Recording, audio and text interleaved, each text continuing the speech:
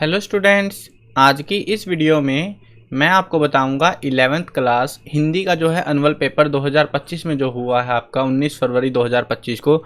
ये वाला पेपर की आंसर की आपको इस वीडियो में पता लगेगी और देखेंगे पेपर की डिफ़िकल्टी लेवल क्या थी और इसके रिगार्डिंग 12th वालों को भी कुछ चीज़ बताऊंगा भाई जो आपके काम आएगी। शुरू करते हैं वीडियो को। मैं हूं अजय और आप देख रहे हैं CCL चैप्टर।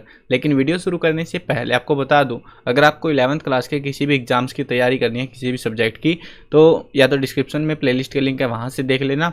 उसके अलावा एक वेबसाइट है cclchapter.com। इस वेबसाइट पर आपको हरियाणा बोर्ड का सेक्शन मिलेगा जहाँ पर आपको सारा जो है स्टडी मटेरियल देखने को मिल जाएगा, तो यहाँ से भी आप अपनी प्रिपरेशन कर सकते हो।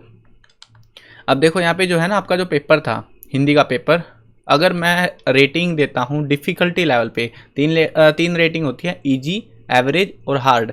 तो यहाँ पे आपको हार्ड रेटिंग मिलेगी। बहुत मुश्किल पेपर आया हुआ था लिटरली, मतलब मैंने पेपर को देखा है भाई और पिछले साल के पेपर्स को भी देखा हुआ है। पिछले लास्ट कई ईयर से, पिछले 6-7 साल से इतना डिफिकल्ट पेपर 11th क्लास को नहीं दिया गया था और इससे जो है हो सकता है 12th वालों को भी ऐसा ही पेपर मिले। अब देखते हैं वो तो क्या रहेगा उनका।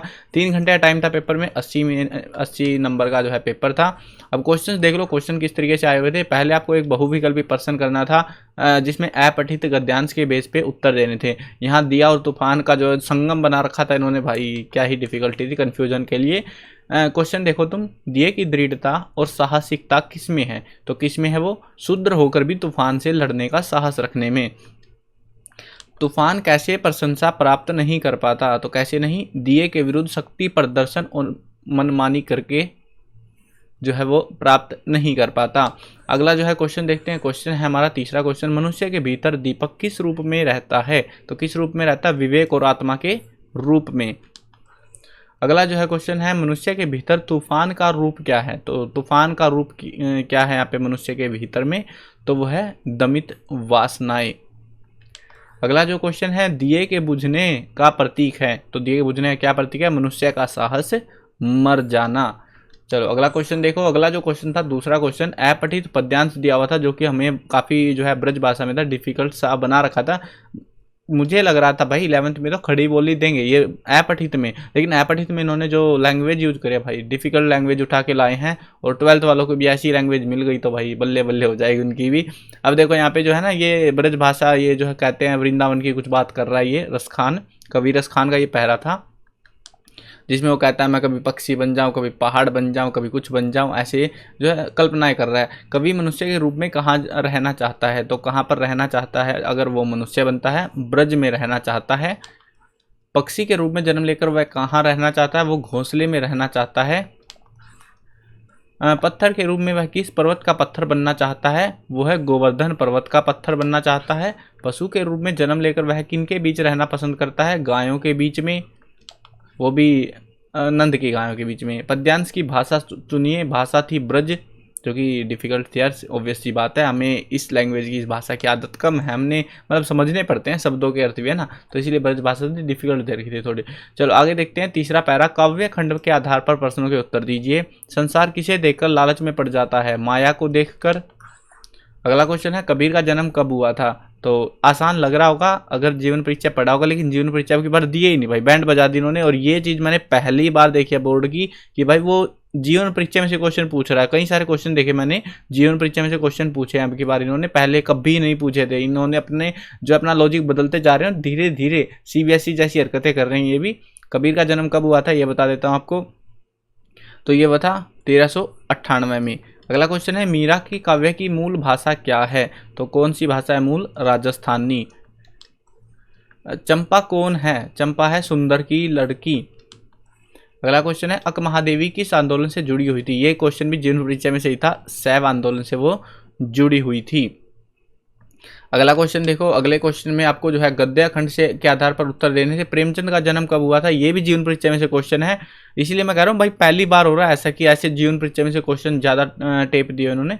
तो मुंशी प्रेमचंद का जन्म जो है कब हुआ था, ये हुआ था 1880 में, लम्ही गाँव में हुआ था ना। लॉर्ड कर्जन भारत में कितनी बार आए थे, तो ये 4 बार भारत में आए थे। मोहन के प्राथमिक विद्यालय के अध्यापक कौन थे, वो थे त्रिलोक सिंह। अमित के मैथ में कुल कितने नंबर आए थे, तो कितने नंबर आए थे अमित के जो है मैथ में, वो आए थे 72 नंबर, 72 मार्क्स। अगला जो है क्वेश्चन देखते हैं यहाँ पे, भारत माता को लेके ये जो है क्वेश्चन था, चौथा क्वेश्चन था ना, हाँ ठीक है, 72 नंबर थे ना इसमें। हाँ, तो अगला क्वेश्चन देखो, ये 5वां क्वेश्चन, भारत माता नामक पाठ के आधार पर कॉलम ए और बै को मिलाना था। ठीक है, इसमें ये भी जीवन परिचय से चेप रखा था इन्होंने। नेहरू जी का जन्म देखो, पहले तो जन्म कब हुआ था, तो वो हुआ था 1889 में। उसके बाद में निधन कब हुआ, निधन हुआ था 1964 में। तो इसके साथ में हमें जो है मिला लेना था, पहले का जो चौथा था, दूसरे का तीसरा था। ख ऑप्शन हमारा सही था इसमें।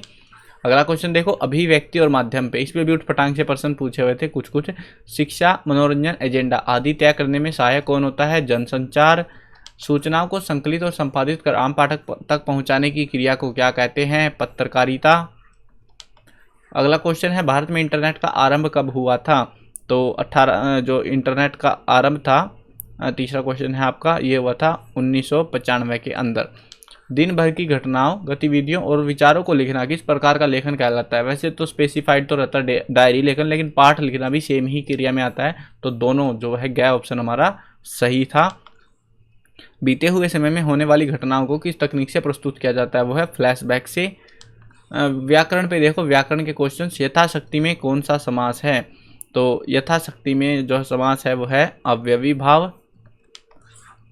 लंबोदर पद का विग्रह होगा, लंबोदर लंबा है उधर जिसका, गणेश जी की हम यहाँ पे बात करते हैं। क्या ऑप्शन सही है इसका, क्या और कह को मिलाना था। ये जो है ना अभी कॉम्पिटेंसी बेस्ड क्वेश्चन के जो है कुछ पीडीएफ्स वगैरह बोर्ड ने भी रिलीज करी थी, 12th वालों को बता रहा हूँ मैं, स्पेशली 10th 12th के लिए रिलीज हुई हैं। तो वो इस टाइप के क्वेश्चन थे जो आने हैं एग्जाम्स में।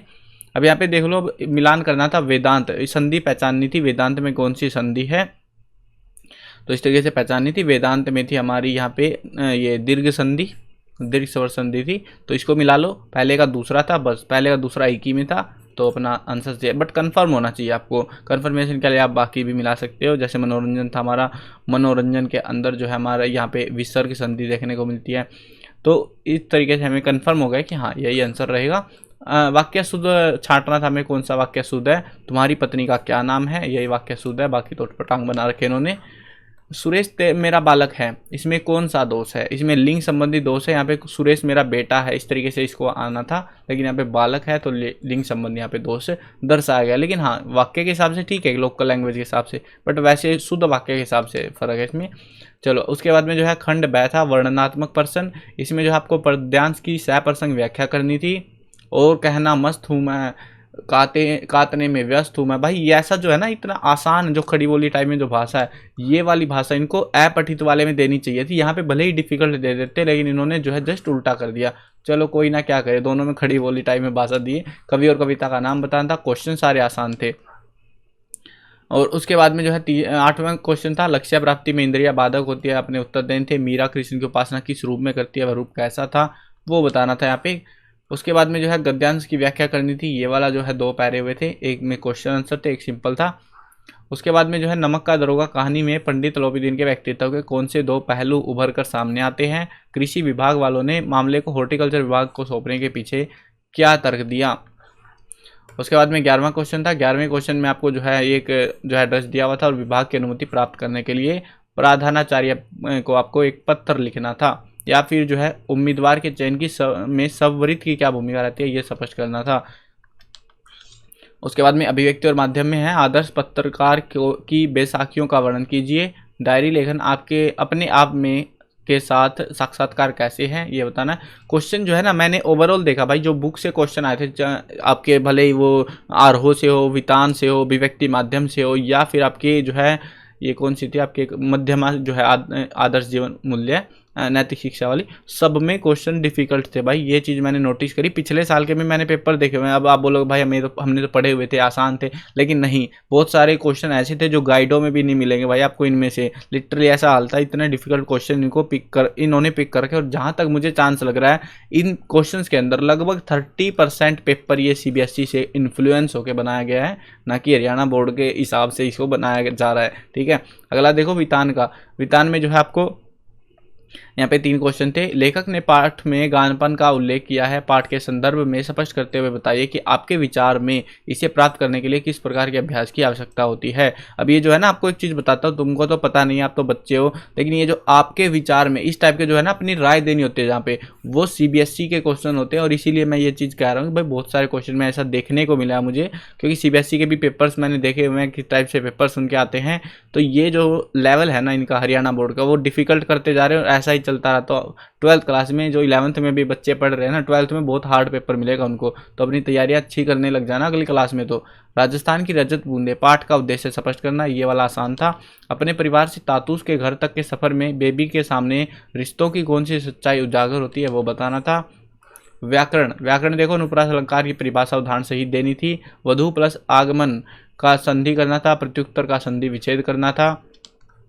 उसके बाद में आदर्श जीवन मूल्य उत्तरा, इसमें जो है वर्तमान समय में बढ़ती अधीरता के क्या दुष्परिणाम सामने आ रहे हैं। वीर सावरकर का जन्म, ये वाला तो मैंने कराया था और मेरे को जहाँ तक लगा था ना भाई पेपर आसान आएगा। वैसे तो मैंने आपको बोला था नैतिक शिक्षा में कि टेक्सचुअल क्वेश्चन में से ही आएगा पेपर, लगभग टेक्सचुअल क्वेश्चन में से सारे का सारा, बट मैंने क्वेश्चन को इतना शॉर्ट कर दिया था आप लोगों के लिए क्योंकि तुम पढ़ते नहीं हो यार। मैं तुम्हें क्वालिटी कंटेंट दे दूँ हाईएस्ट क्वालिटी का, मतलब उसको पढ़ने के बाद तुम्हें बाहर से एक अक्षर भी नहीं पढ़ना पड़े, लेकिन दिक्कत यह तुम उसको पढ़ते नहीं हो, फिर बोलते हो कि सर एक चैप्टर में तुमने 5 क्वेश्चन दे दिए, हमसे नहीं पढ़े जा रहे। वो सबसे बड़ी समस्या है तुम लोगों की, इस वजह से क्वेश्चंस को मिनिमाइज करना पड़ता है बहुत ज़्यादा। और उसके बाद भी कुछ तो बच्चे कहते हैं सर ये भी ज़्यादा ही है अभी भी, तो भाई इतना बुरा हाल है। और आने वाली क्लासेस में पता लग जाएगा तुम्हें अगर ऐसा ही चलता रहा तो।